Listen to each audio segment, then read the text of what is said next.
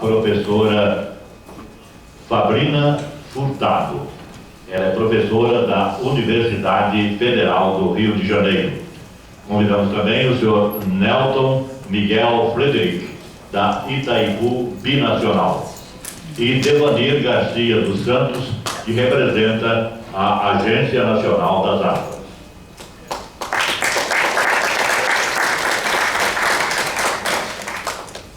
Só que aquele banner aí na frente. Para conduzir as atividades da mesa redonda, passamos a palavra ao coordenador da Frente Parlamentar Ambientalista da Bahia, deputado Marcelino Galo.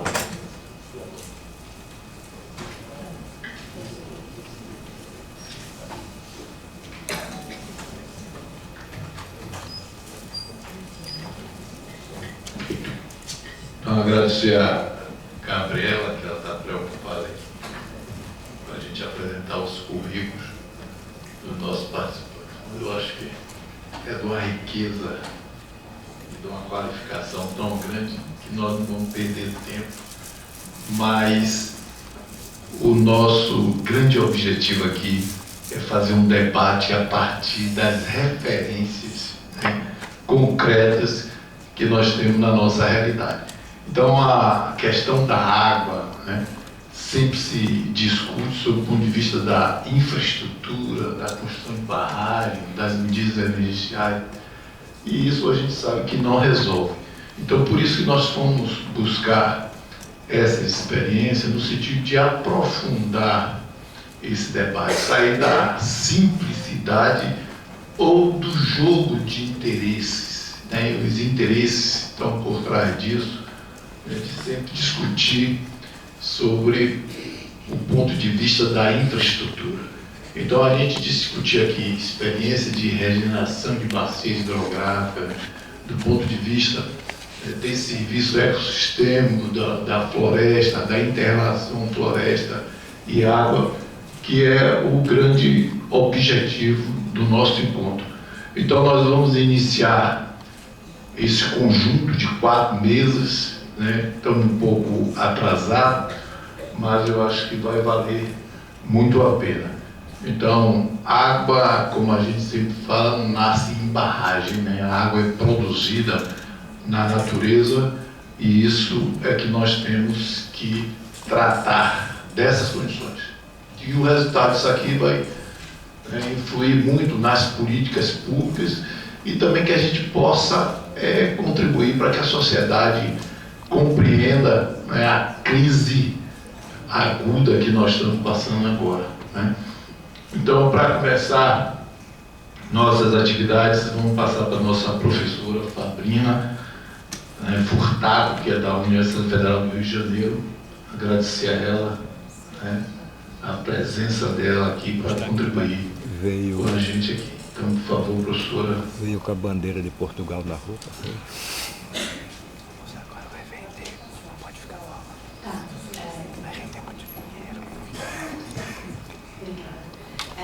Bom dia, pessoal. Primeiramente, né, agradecer o convite de estar aqui. E antes de, né, começar a minha apresentação, vou rapidamente me apresentar, mas para a gente, para ficar, né, mais claro de onde que eu estou falando, né? Eu sou formada em Relações Internacionais e Economia, com mestrado em Economia Política Internacional, doutorado em Planejamento Urbano e Regional e continuo agora no Instituto de Pesquisa e Planejamento Urbano e Regional da Federal do Rio de Janeiro, onde eu estou fazendo pós-doutorado. Atuei em alguns momentos junto a organizações, redes de organizações e movimentos sociais, trabalhando temas distintos, como a atuação de instituições financeiras multilaterais, Banco Mundial, FMI, depois sobre o tema de dívida, e nesse processo fui me aproximando mais à questão ambiental, né? Tentando analisar mais de uma perspectiva da economia política, né? Da politização, né, do debate ambiental. Minha tese de doutorado, minha pesquisa atual é em torno torno da lógica dos pagamentos de serviços ambientais, embora eu tenha tido mais uma atuação em relação à iniciativa de redução de emissões relacionada ao desmatamento e à degradação florestal, que eu vou falar um pouquinho, né, durante a minha fala. O arroto do boi.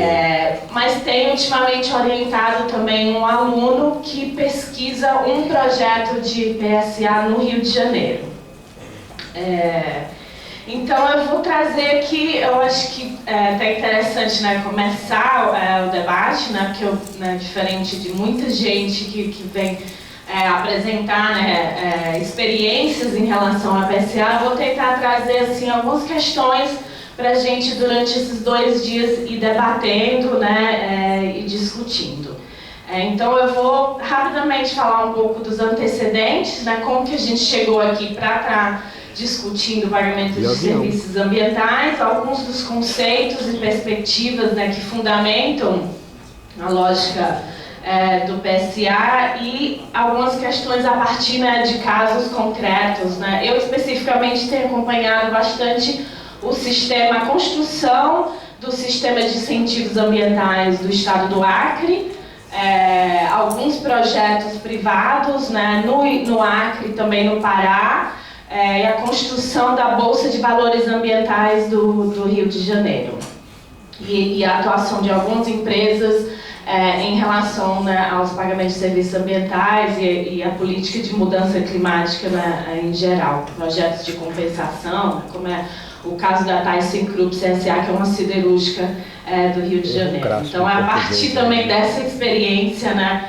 que eu analiso a fundamentação teórica, né, e os conceitos. Né? O fundamento. Então, primeiramente, só lembrar isso, né, que se a gente está aqui falando de pagamento de serviços ambientais, pagamento de serviços ecossistemas, da questão da água, que isso fez parte de um processo de reconhecimento da importância da questão ambiental como uma questão pública, né, como uma questão de política pública. Né? Ciências sobre essas problemáticas existem há muitos anos, né, mas só a partir de um determinado momento é que essas questões foram inseridas como preocupações políticas, mas também, né, nas instituições, né, nas linguagens e nas práticas de indivíduos e de coletivos e de instituições. Né? Pode passar. Isso tem um conceito, inclusive, que fala que é um processo de ambientalização, né, do Estado, ambientalização das organizações, dos movimentos sociais, das empresas, né, que a partir de um certo momento insere nas suas práticas, nas suas linguagens, questões ambientais, né, seja criando departamentos sobre o tema, né, contratando gente para tratar do tema, mas isso também significa, ou seja, indica que esse processo de reconhecimento, ele também carrega em si uma forma de construir um problema, né? E a construção do problema também indica determinados caminhos a serem seguidos, e esses determinados caminhos muitas vezes apontam para determinadas soluções e às vezes, né, ocultando, né, ou diminuindo a importância de outros caminhos, outras soluções. Né? A companheira que estava me perguntando, você vê a luz no final do túnel? Aí eu disse que eu acho que talvez seja mais importante a gente discutir a construção desse túnel. Né? Às vezes, né, como um problema é colocado, ele já indica que só existe uma solução. Talvez no final eu possa voltar para essa questão. Então, né, só muito rapidamente, né, como que chegamos até aqui, né, o processo de ambientalização, né, que a gente foi da Conferência de Estocolmo, onde talvez tenha sido o primeiro reconhecimento público, político, internacional, de que na indústria em um país afeta, né, um país vizinho, mas era um momento onde pensar nas questões ambientais era tratado como um obstáculo ao crescimento dos países. Né? Então, e hoje talvez a gente possa pensar, como em muitos casos é dito, né, que o meio ambiente se tornou para muitos agentes uma outra oportunidade de negócio também. Né? né? Então a gente veio, né, de ser obstáculo e muitas vezes ser motor. E teve nesse processo também um reconhecimento, né, dos limites do crescimento, mas aonde se argumentava que a forma de enfrentar os problemas ambientais era através ou do controle populacional ou ter economia, né, recursos de matéria e energia. Pensamentos que ainda são dominantes em muitos debates e muitas propostas políticas, né? Em 1984 teve um relatório chamado Nosso Futuro Comum, relatório Brundtland também, como é conhecido, que começou a propor meios de harmonizar o crescimento econômico com a conservação ambiental, né? E é um posicionamento também, novamente, né? É isso, essa construção, né, indica perspectivas que hoje também fundamentam muitas das políticas dominantes, inclusive pagamento de serviços ambientais, né? Mas foi aí que se inicia debates teóricos em torno de perceber a degradação ambiental como uma externalidade, né? Algo que é externo aos processos decisórios e que, portanto, para enfrentar problemas ambientais é preciso internalizar, né, questões ambientais através de determinação de propriedade, né, de direitos de propriedades e muitas vezes de um mercado, né? Ou seja, eu costumo, né, dar um exemplo super simples, né? A argumentação de que se a lagoa está poluída, tem uma comunidade de um lado e uma empresa do outro, é porque nenhuma dos dois tem propriedade sobre aquela lagoa. Então, se você determina propriedade, né, um desses dois irá promover a conservação dessa lagoa, né? Então, a percepção de que a degradação ambiental é uma falha de mercado, né? Então, os mecanismos de mercado podem ser os meios mais eficazes de internalizar condições ecológicas, né, e valores ambientais no processo de crescimento econômico. Aí na segunda, isso, né, deu origem, né, à construção da ideia de serviços e bens ambientais, né? Outro processo importante foi no final dos anos 90, onde a questão da mudança climática se tornou uma preocupação dominante, né, com a criação do painel intergovernamental sobre mudança climática, né, depois a Convenção sobre mudança climática, e eu falo especificamente disso porque também a partir das discussões sobre a questão da mudança climática se surgiu, né, a ideia de mecanismos de flexibilização, né, e a ideia, né, de uma poluição legítima, né, ou de uma emissão ou degradação legítima, que surgiu, inclusive, falam-se muito de um programa de chuva ácida dos Estados Unidos que colocou limite em torno das emissões de dióxido de enxofre, onde as indústrias podiam comprar e vender, né, essas emissões, esses direitos de emitir, né, que a partir daí surgiu no protocolo de Kyoto esses mecanismos de flexibilização, ou seja, se você tem uma meta, né, se define uma meta de quanto você pode emitir e se define que para você atingir essa meta você não precisa necessariamente reduzir as suas emissões, você pode comprar de outro esse direito de emitir. Pode passar.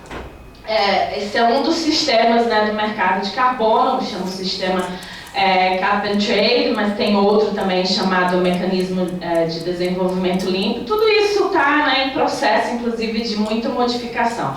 Mas eu queria trazer essa questão do mercado de carbono por dois motivos, né, por três, né, talvez. Primeiro, que estabelece a lógica de que é possível você comprar ou vender direitos de emissões, nesse caso, né? Então você não diminui sua emissão, mas você compra de outro que não está emitindo tanto que pode emitir. Isso é um.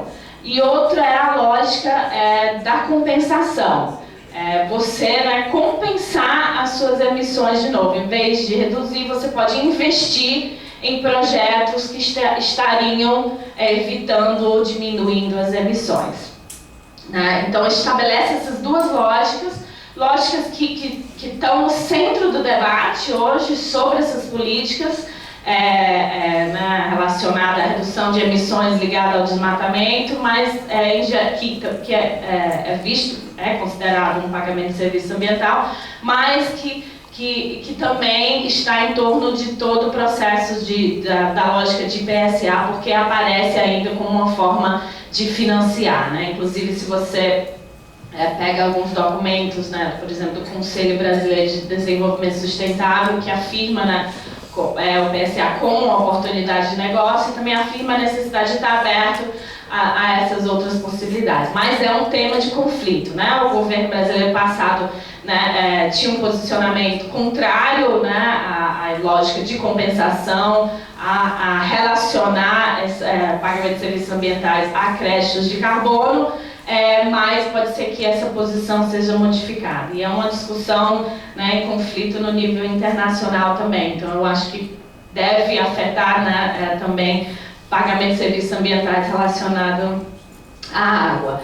E nesse processo, né, a partir também do reconhecimento científico da importância do desmatamento para as emissões, pode passar, que afetam a mudança do clima, foi que emergiu a proposta de REDD, né, que é a redução de emissão por degradação e desmatamento, né, inclui também investimentos em manejo, conservação e o que se chama, né, o aumento de estoque florestal. Então é também um momento importante em termos, pensando, né, em termos conceituais, mas é isso, os conceitos que têm implicações na prática, né, a forma de se perceber a floresta, né, de perceber às vezes um território, uma biodiversidade, passa a ser percebida, né, como estoque de carbono, né. E nesse processo teve alguns estudos que foram importantes, né, para legitimar as políticas em torno de pagamentos de serviços ambientais mais especificamente, né. Por exemplo, pode passar, a avaliação ecossistêmica do milênio, né, que provavelmente, né, vocês conhecem, foi lançada essa iniciativa em 2003, primeiro relatório em 2005, iniciativa liderada pelas as Nações Unidas, reunindo diversas organizações internacionais, inclusive o Banco Mundial, o ZAID, que difundiu isso nos meios científicos e políticos, a noção de que os ecossistemas possuem funções que, quando garantida a sua integridade, proporcionam benefícios às populações humanas e, portanto, podem ser compreendidas como serviços prestados pelos ecossistemas. Tá? Teve outra iniciativa também importante, chamada, anterior, lá no final, TEEB, que é a economia da biodiversidade, que também, né, estabelece bastante o conceito não só de serviços ecossistêmicos, mas também da ideia de capital natural, né? Tendo como fundamento a lógica estabelecida pelo professor de administração austríaco, Peter Drucker, de que você só pode gerenciar aquilo que você pode medir, aquilo que você pode valorizar. E aí eu coloco já uma questão, assim, que é algo que eu tenho percebido um pouco nesse processo, se existe uma diferença entre o conceito de pagamento de serviços ambientais e o conceito de pagamento de serviços ecossistêmicos, porque são conceitos, às vezes, que são utilizados para significar a mesma coisa, né? Enquanto se afirma haver aí uma diferença. E eu digo isso novamente, né, que os conceitos têm implicações sobre a prática, né? Então, como você define algo vai afetar a política, o projeto, o programa, né, que você estabelece para tratar a questão, né? Documento do Ministério do Meio Ambiente, né, define pagamento de serviço ambiental como uma transação voluntária, na qual o serviço ambiental bem definido, o uso da terra que possa assegurar esse serviço é comprado por pelo menos um comprador, de pelo menos um provedor, né, que garante a provisão deste serviço, né. E aí os serviços ambientais que a gente tem encontrado nesse processo tem, isso como eu já falei, retenção ou captação de carbono, conservação da biodiversidade, conservação de serviços hídricos, né? Como vocês bem sabem, até conservação da beleza cênica. Tem também alguns serviços, como no caso do Acre, relacionado ao conhecimento tradicional, né? Que ainda fica mais, vai começando a ficar mais complexo ainda, né? E tem isso, algumas afirmações de que, enquanto, né, o pagamento de serviços ambientais envolve serviços associados à ação do ser humano para a conservação e recuperação da natureza, o pagamento os serviços ecossistêmicos seriam diferentes por incluir benefícios diretos ou indiretos providos pelo funcionamento dos ecossistemas. Eu não sei, né, se dá para perceber a complexidade dessa diferença, né? Por uma coisa você definir que um serviço é algo prestado, né, por um sujeito que conserva, e outra você afirmar que uma natureza, um ecossistêmico, né, fornece um serviço, né? Então, se não existe proprietário, né, ou mercado, nesse caso, você tem que estabelecer propriedade sobre aqueles serviços, né? E é isso, tanto a avaliação ecossistêmica como o TIP classificam também os serviços ecossistêmicos como, acho que pode passar, serviços de apoio, né, como formação de solo e fotossíntese, né, serviços de provisionamento, que são, né, vamos dizer, produtos obtidos dos ecossistemas, como alimento e água, como tem também serviços de regulação, né, como controle do clima, da qualidade da água, do ar, etc. E é isso, como já tinha mencionado, serviços culturais, né, como enriquecimento espiritual ou ecoturismo, que pode ser considerado nesse processo. Ou seja, esquemas muito complexos, né, que tratam de bens que devem ser bem identificados, né, valorados e muitas vezes inseridos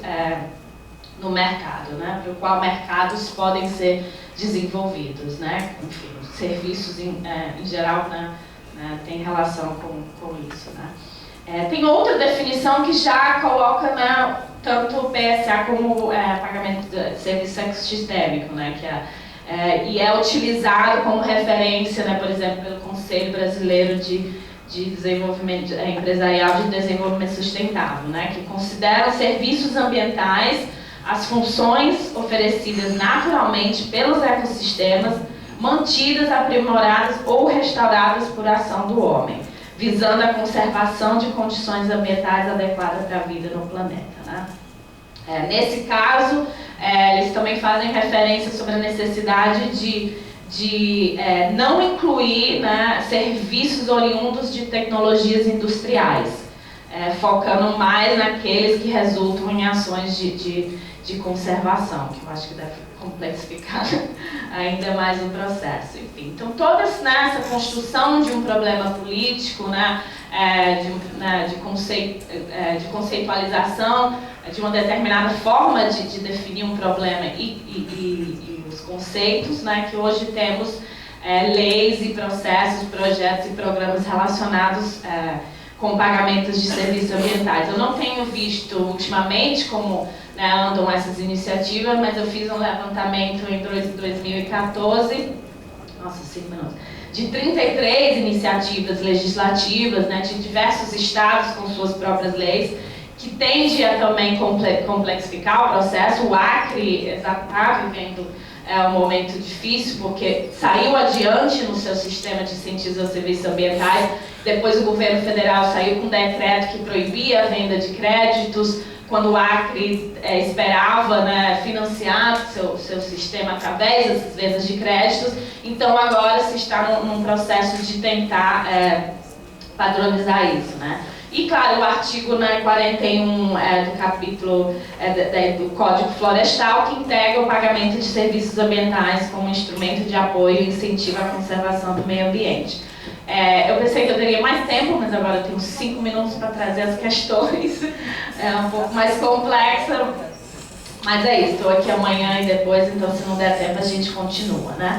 Eu queria só tentar problematizar um pouco 3 fundamentações, né, desse processo. Que a degradação ambiental, os problemas ambientais é resultado da falha de mercado, que é uma externalidade, e a ideia de escassez, né? Que talvez falando assim, você vai achar que como é que problematiza a ideia de que, né, ainda mais debatendo água, que existe escassez, né? Mas vamos lá, vou pular aqui rapidamente, né?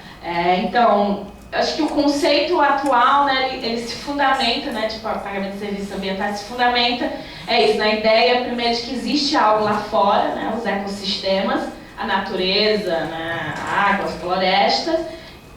Que esse algo, 2, fornece alguma coisa, recursos, bens, produtos, serviços. 3, que essas coisas são úteis para a sociedade, né, em termos de saúde, né, estabiliza o clima, etc.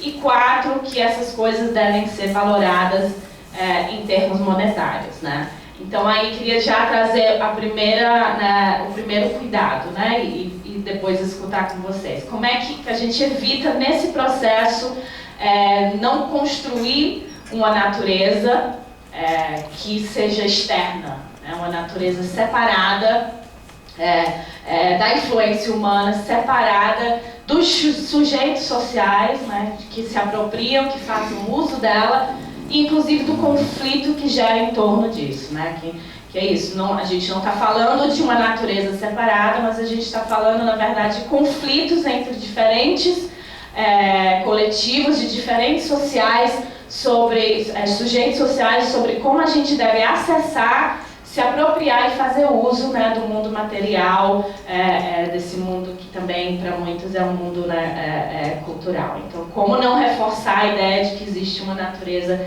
a parte da gente, né? Como também se baseia na lógica de que só se conserva, né, se os benefícios forem maior do que o custo da destruição, ou muitas vezes, né, que indivíduos racionais vão escolher maximizar as suas utilidades. Eu não sei se vocês já viram a ideia da tragédia dos comuns, que é essa lógica de que se acredita que sempre quando tem uma área comum, a tendência é daqueles sujeitos que estão ali naquela área destruir aquela área. Então, para evitar isso, é preciso privatizar, né, como eu já falei também, colocar direitos de propriedade e um mercado, né? E a ideia de que é possível você compensar, né, o que se chama custo de oportunidade, né? Então, para deixar a floresta em pé, você tem que pagar, porque senão aquela comunidade vai estar perdendo o dinheiro de vender aquela madeira, né? Então, aí já se coloca outra questão, né? Como fazer cálculo, né? Como chegar ao cálculo do custo da produção da água, né, para uma comunidade que dela depende, né? Como calcular o abrigo, né? Como calcular a cultura tradicional, né? A cultura de um povo que vive da floresta, né? Como definir a propriedade, inclusive em relação à água, mas floresta, terra, né? Enfim. E é isso, né? E a ideia de corrigir uma falha de mercado.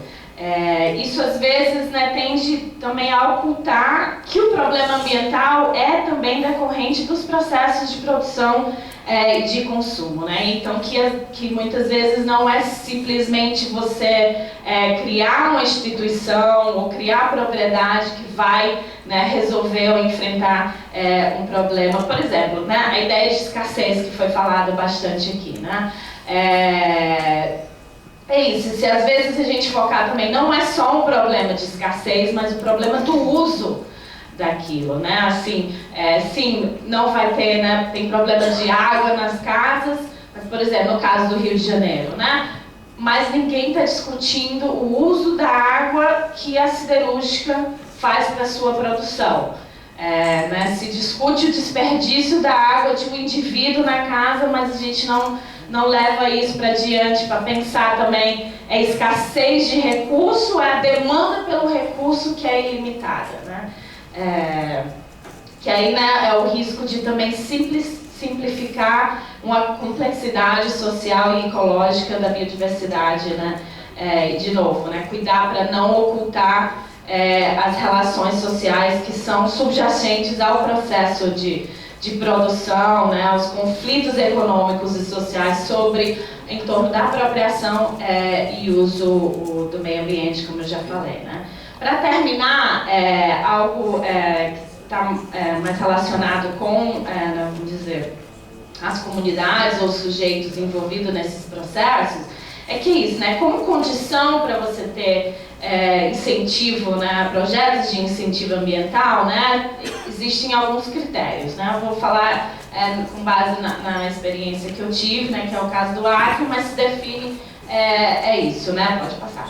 Um serviço ambiental bem definido, a voluntariedade do beneficiário, a voluntariedade de um financiador contribuidor e uma comunidade que fará papel de provedor e beneficiário. Então já começa como definir um provedor de um serviço ambiental, né? Aqueles que promovem, por exemplo, ações legítimas de preservação, conservação, recuperação e uso sustentável de recursos naturais. O que são essas ações legítimas, né? Como você mede, né, essas ações, como monitora, como que tem algum tipo de controle, né, sobre esse processo, né? E muitas vezes, né, comunidades, né, grupos sociais, né, que compartilham relações, que são construídas, né, que têm uma forma de vivenciar o território, a cultura, seus saberes, são identificadas como fornecedoras, né, de serviços ambientais e, para tanto, são determinadas como ator individual, né, de negociações, né, de contratos como se fossem, né, entidades homogêneas que nascem naturalmente. E os serviços prestados também precisam ser identificados e definidos de forma mensurável, né? Muito dos problemas em relação a isso, né, tem a ver com como essas comunidades são envolvidas. Nos casos que eu analisei, por exemplo, né, de rede, as práticas e as metodologias, né, para discutir com essas comunidades não partem delas, né? Primeiro, não são elas que definem, por exemplo, que o problema mais urgente é o desmatamento, né? Não são elas que definem, né, que é preciso, então, evitar o desmatamento naquela área. Esse problema já chega fechado para essas comunidades, né? As metodologias utilizadas nos casos que eu analisei, isso negociação individual, não se permite, não se respeita, né, a coletividade ali daquela comunidade. Teve casos, né, de ameaças diretas, assim, se você não entrar nesse projeto, você vai perder a sua terra. Inclusive isso, né, tem a ver também com o conflito de terra, né, com a questão agrária. Não dá para a gente separar, né, a questão ambiental da questão agrária da questão de terra, né, considerando onde a gente está. Então, os projetos que eu vi eram porceiros que estavam no território, naquelas terras há mais de 60 anos e não sabiam dos seus direitos, né, com um proprietário, né, que chegava dizendo: essa terra é nossa, se você não entrar nesse projeto, você não terá mais essa terra. Se você entrar, você terá. Só que a condição, na maioria desses processos, tem tido: mas você não pode pescar, você não pode caçar, você não pode cortar uma árvore para construir sua casa, sua canoa, seu instrumento, né, de trabalho. Então, essa questão de voluntariedade também é uma coisa que dá para problematizar, porque homogeneiza, né, diferentes opiniões sobre o processo. E muitas vezes, para uma comunidade estar inserida, ela precisa ser definida como agente do desmatamento, como agente da degradação, né, como agente da destruição, que por um lado, né, oculta a participação e envolvimento de outros agentes, e também significa que esses projetos só existem se tiver o desmatamento, se tiver a degradação. Então, muitas vezes acabam servindo para a manutenção da degradação, do desmatamento, né, promovido inclusive por outros agentes, né. Enfim, né, então, Sendo assim, né, muitas vezes a construção do problema, né, como eu disse naquela história do túnel, né, tende a ocultar outros conflitos, né, conflitos de interesse, conflitos de terra, conflito de perspectivas, e muitas vezes eliminar a possibilidade de dissenso, de agenciamento local, né, muitas vezes aprofunda um conflito que já é existente, e despolitiza e oculta, né, as responsabilidades, outras responsabilidades, né, pelo desmatamento e a degradação ambiental, como também os conflitos, que eu acho que a questão central de toda essa discussão ambiental, né, é o conflito em torno do acesso, da apropriação e da significação do meio ambiente, né? Então, como nesses processos evitar que isso ocorre, né? Eu trouxe essa imagem para mostrar que, por muitos coletivos, organizações e movimentos, essa iniciativa de pagamento de serviços ambientais relacionados à floresta significa isso. Você tem uma floresta em pé, que é como é determinada, né? Para o projeto, né, funcionar, a floresta é um estoque de carbono que permanece ali, enquanto as populações não podem mais, né, ter acesso, né, a ela, inclusive o que acaba no fim significando a impossibilidade delas se produzirem e se reproduzirem, né, porque essas populações não existem sem esses territórios, né, enquanto do outro lado, né, você tem todo um processo de produção e de consumo que gera os problemas ambientais que não é questionado, né, então como evitar que uma imagem, né, dessa apareça também relacionado na questão da água e de recursos hídricos mais geral, né? Então, como, né, fazer essa discussão sem despolitizar e sem eliminar, ocultar os conflitos que existem, né, entre sujeitos sociais, conflitos de interesse, de apropriação e de construção do que é a questão ambiental. Então, debate, né, questões para a gente ir debatendo, e estou à disposição para questões e perguntas. Obrigada.